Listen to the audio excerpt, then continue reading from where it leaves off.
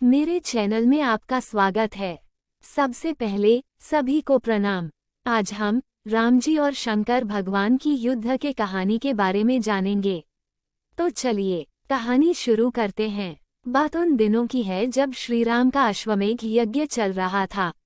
श्री राम के अनुज शत्रुघ्न के नेतृत्व में असंख्य वीरों की सेना सारे प्रदेश को विजित करती जा रही थी। यज्ञ का अश्व प्रदेश प्रदेश जा रहा था। इस क्रम में कई राजाओं के द्वारा यज्ञ का घोड़ा पकड़ा गया, लेकिन अयोध्या की सेना के आगे उन्हें झुकना पड़ा। शत्रुघ्न के अलावा सेना में हनुमान, सुग्रीव और भरत पुत्र पुष्कल सहित कई महारथी उपस्थित थे, जिन्हें जीतना देवताओं के लिए भी संभव नहीं था। कई जगह भ्रमण करने के बाद यज्ञ का घोड़ा देवपुर पहुंचा, जहां राजा वीरमणि का राज्य था। राजा वीरमणि अति धर्मनिष्ठ तथा श्रीराम एवं महादेव के अनन्य भक्त थे। उनके दो पुत्र रुक्मांगद और शुभंगद वीरों में श्रेष्ठ थे। राजा वीरमणि के भाई वीरसिंह भी एक महारथी थे।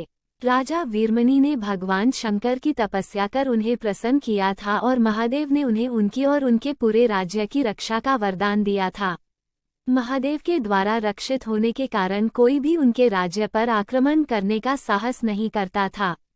जब अश्व उनके राज्य में पहुंचा तो राजा वीरमणि के पुत्र रुक्मांगद ने उसे बंदी बना लिया और अयोध्या के सैनिकों से कहा कि यज्ञ का घोड़ा उनके पास है, इसलिए वे जाकर शत्रुघ्न से कहें कि विधिवत युद्ध कर वो अपना अश्व छुड़ा लें। जब रुक्मांगद ने ये सूचना अपने पिता को दी तो वो बड़े चिंतित हुए और अपने पुत्र से कहा कि अनजाने में तुमने श्रीराम के यज्ञ का घोड़ा पकड़ लिया है। श्रीराम हमारे मित्र हैं और उनसे शत्रुता करने का कोई औचित्य नहीं है, इसलिए तुम यज्ञ का घोड़ा वापस लौटा आओ। इस पर रुक्मांगद ने कहा कि हे पिताश्री, मैंने तो उन्हें युद्ध की चुनौती भी दे दी है, अतः अब उन्हें बिना युद्ध के अश्व लौटना हमारा और उनका दोनों का अपमान होगा। अब तो जो हो गया है उसे बदला नहीं जा सकता, इसलिए आप मुझे युद्ध की आज्ञा दें। पुत्र की बात सुनकर वीरमणि ने उसे सेना सुसज्जित करने की आज्ञा दे दी। राजा वीरमणि अपने भाई वीरसिंह और अपने दोनों पुत्र रुक्मांगद और शुभांगद के साथ विशाल सेना लेकर युद्ध क्षेत्र में आ गए।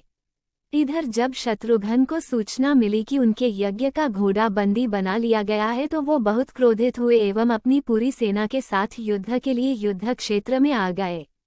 उन्होंने पूछा कि उनकी सेना से कौन अश्व को छुड़ाएगा, तो भरत पुत्र पुष्कल ने कहा कि तातश्री, आप चिंता न करें।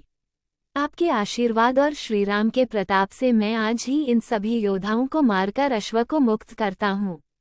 वे दोनों इस प्रकार बात कर रहे थे कि पवनसुत हनुमान ने कहा कि राजा वीरमणि के राज्य पर आक्रमण करना स्वयं परमपिता ब्रह्मा के लिए भी कठिन है, क्योंकि ये नगरी महाकाल द्वारा रक्षित है। अतः उचित यही होगा कि पहले हमें बातचीत द्वारा राजा वीरमणि को समझाना चाहिए, और अगर हम न समझा पाए तो हमें श्रीराम को सूचित करना चाहिए। राजा वीरमणि श्रीराम का बहुत आदर करते हैं, इसलिए वे उनकी बात नहीं टाल पाएंगे। हनुमान की बात सुनकर श्री शत्रुघ्न बोले कि हमारे रहते अगर श्रीराम को युद्ध भूमि में आना पड़े, ये हमारे लिए अत्यंत लज्जा की बात है। अब जो भी हो हमें युद्ध तो करना ही पड़ेगा। ये कहकर वे सेना सहित युद्ध भूमि में पहुंच गए। भयानक युद्ध छिड़ गया। भरत पुत्र पुष्कल सीधा जाकर राजा वीरमणि से भिड़ गया। दोनों अतुलनीय वीर थे। वे दोनों तरह तरह के शस्त्रों का प्रयोग करते हुए युद्ध करने लगे। हनुमान राजा वीरमणि के भाई महापराक्रमी वीरसिंह से युद्ध करने लगे। रुक्मांगद और शुभांगद ने शत्रुघ्न पर धावा बोल दिया। पुष्कल और वीरमणि में बड़ा घमासान युद्ध हुआ। अंत में पुष्कल ने वीरमणि पर 8 नाराज बाणों से वार किया। इस वार को राजा वीरमणि सह नहीं पाए और मूर्छित होकर अपने रथ पर गिर पड़े। वीरसिंह ने हनुमान पर कई अस्त्रों का प्रयोग किया, पर उन्हें कोई हानि न पहुंचा सके।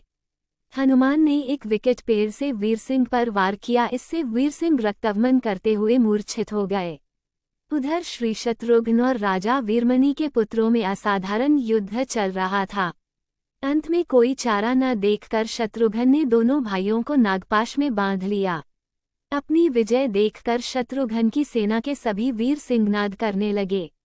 उधर राजा वीरमणि की मूर्छा दूर हुई तो उन्होंने देखा कि उनकी सेना हार के कगार पर है। ये देखकर उन्होंने भगवान रुद्र का स्मरण किया। महादेव ने अपने भक्त को मुसीबत में जानकर वीरभद्र के नेतृत्व में नंदी, भरिंगी सहित सारे गणों को युद्ध क्षेत्र में भेज दिया। महाकाल के सारे अनुचर उनकी जय जयकार करते हुए अयोध्या की सेना पर टूट पड़े। शत्रुघ्न, हनुमान और सारे लोगों को लगा कि जैसे प्रलय आ गया हो। जब उन्होंने भयानक मुख वाले रुद्रावतार वीरभद्र, नंदी, भरिंगी सहित महादेव की सेना देखी तो सारे सैनिक भय से कांप उठे। शत्रुघ्न ने हनुमान से कहा कि जिस वीरभद्र ने बात ही बात में दक्ष प्रजापति का मस्तक काट डाला था और जो तेज और समता में स्वयं महाकाल के समान है, उसे युद्ध में कैसे हराया जा सकता है। ये सुनकर पुष्कल ने कहा कि हे तातश्री, आप दुखी मत हो। अब तो जो भी हो, हमें युद्ध तो करना ही पड़ेगा। ये कहता हुए पुष्कल वीरभद्र से, हनुमान नंदी से और शत्रुघ्न भरिंगी से जा भिड़े। पुष्कल ने अपने सारे दिव्यास्त्रों का प्रयोग वीरभद्र पर कर दिया, लेकिन वीरभद्र ने बात ही बात में उसे काट दिया। उन्होंने पुष्कल से कहा कि हे बालक, अभी तुम्हारी आयु मृत्यु को प्राप्त होने की नहीं हुई है, इसलिए युद्ध क्षेत्र से हट जाओ। उसी समय पुष्कल ने वीरभद्र पर शक्ति से प्रहार किया, जो सीधे उनके मर्मस्थान पर जाकर लगा। इसके बाद वीरभद्र ने क्रोध से थर्राते हुए एक त्रिशूल से पुष्कल का मस्तक काट लिया और भयानक सिंहनाद किया। उधर भरिंगी आदि गणों ने शत्रुघ्न पर भयानक आक्रमण कर दिया।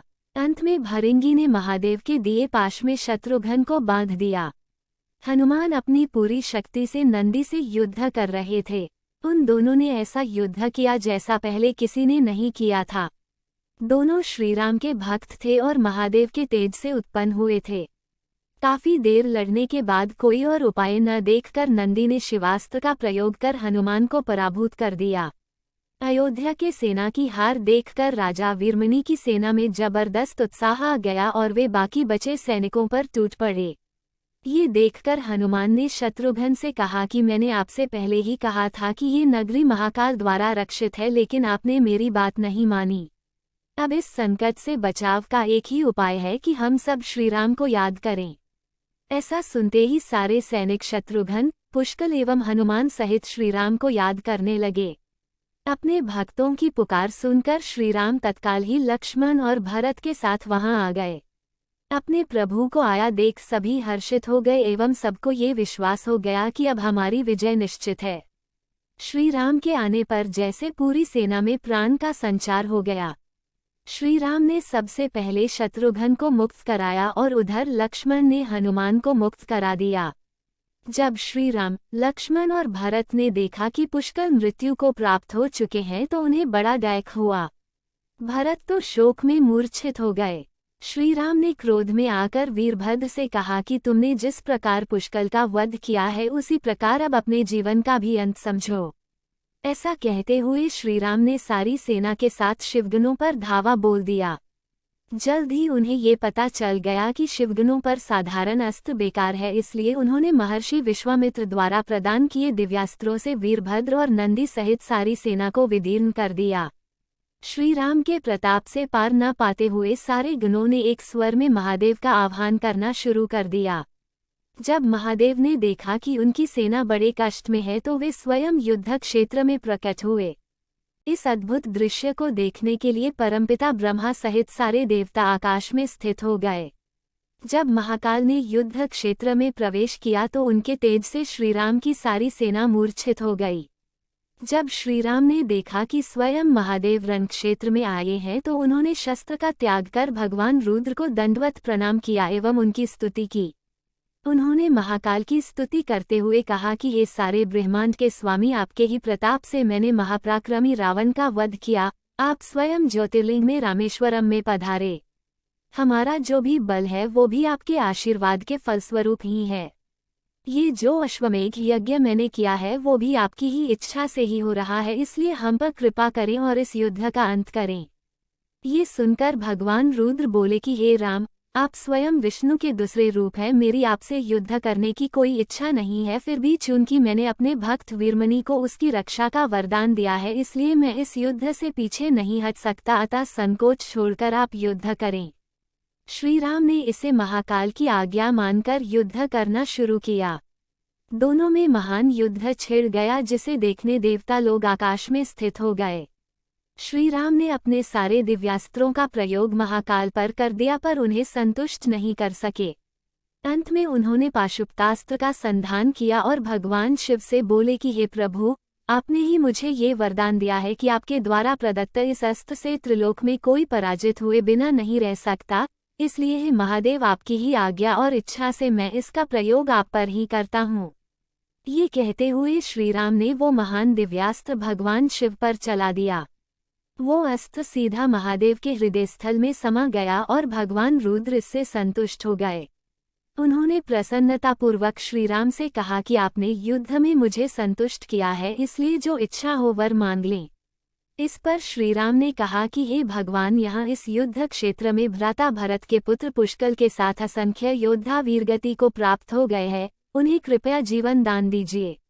महादेव ने मुस्कुराते हुए तथास्तु कहा और पुष्कल समेत दोनों ओर के सारे योद्धाओं को जीवित कर दिया। इसके बाद उनकी आज्ञा से राजा वीरमणि ने यज्ञ का घोड़ा श्रीराम को लौटा दिया और अपना राज्य रुक्मांगद को सौंपकर वे भी शत्रुघ्न के साथ आगे चल दिए। कहानी यहीं समाप्त होती है। धन्यवाद।